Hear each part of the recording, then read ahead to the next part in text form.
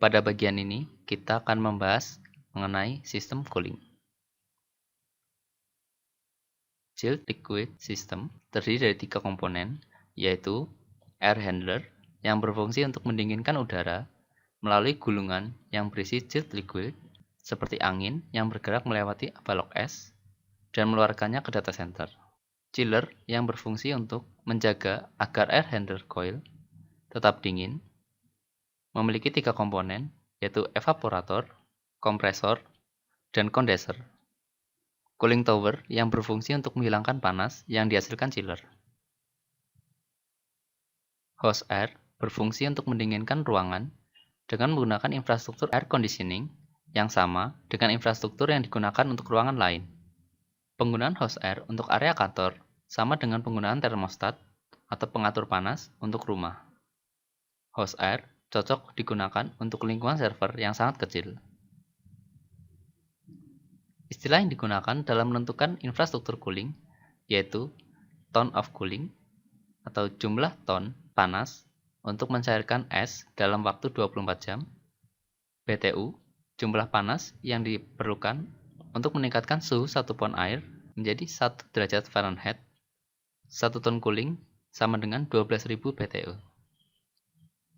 Watt per meter persegi mengacu pada berapa banyak energi yang digunakan untuk data center, di mana 1 watt adalah 3,41 BTU.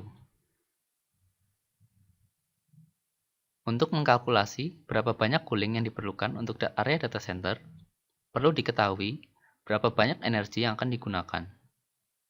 Contoh perhitungan penggunaan power dapat dilihat pada tabel berikut ini, di mana dari kiri ke kanan, watt dikonvert ke dalam BTU, lalu dibagi ukuran DC atau data center, dan kemudian dikonvert ke dalam ton of cooling.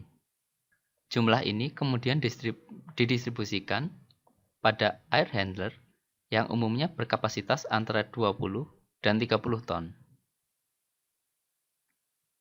Terdapat beberapa hal yang perlu diperhatikan dalam menentukan suhu yang ingin dipertahankan.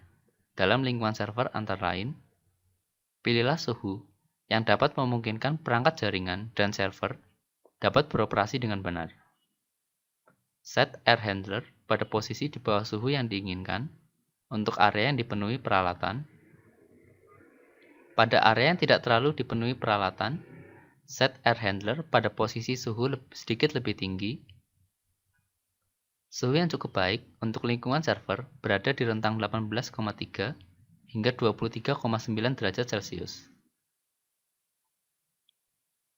Dalam melakukan redundansi pada infrastruktur cooling, perlu diperhatikan hal-hal sebagai berikut. Air handler khususnya untuk data center yang besar, pertimbangkan untuk memasang 2 cadangan. Cadangan juga diperlukan untuk chiller.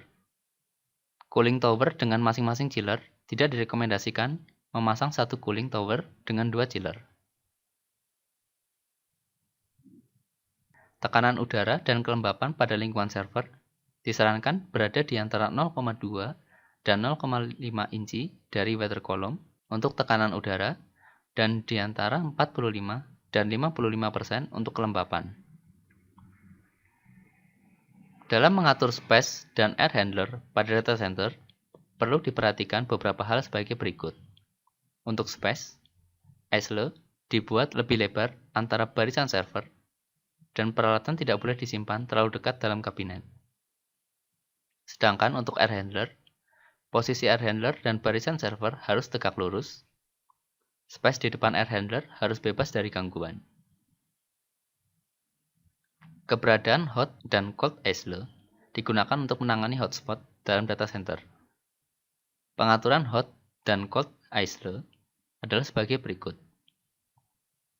Dalam barisan server, posisi barisan bagian depan berhadapan dengan bagian depan pula. Pasang ubin yang berongga di bagian depan masing-masing kabinet server untuk aliran udara. Pasang pipa di langit-langit. Pipa dimulai dari lubang di atas ISLE yang berada di belakang masing-masing barisan server, kemudian dihubungkan ke air handler. Terdapat beberapa cara dalam merancang kabinet server, yaitu memasang kipas langsung pada kabinet, yang pada jenis ini memiliki karakteristik Kipas kabinet dapat mengeluarkan udara panas yang dihasilkan server, biaya lebih tinggi, timbul suara bising, pola aliran udara dapat terganggu. Untuk kabinet terbuka tanpa pintu, yang pada jenis ini memiliki karakteristik lebih ringan dan biaya yang lebih murah, panas yang dihasilkan server tidak dapat diarahkan dengan mudah ke hot and cold islet. Liquid cool cabinet yang pada jenis ini memiliki karakteristik umumnya beroperasi untuk menetralkan sumber panas, beresiko terjadinya kebocoran. Berikut adalah rangkuman dari materi pada sesi ketiga ini, yaitu untuk sistem elektrik, pengaturan meliputi isolated power, avoiding single point of failure, maintenance bypass option, dan remote infrastructure management, yang bertujuan untuk agar sistem elektrik dapat lebih efisien, sedangkan untuk sistem cooling, pengaturan meliputi be delivered where needed, be precise cooling, be adaptable to change, frequent air exchange, yang bertujuan agar ketersediaan atau availability dari data center meningkat. Demikian pembahasan materi pada sesi ketiga ini.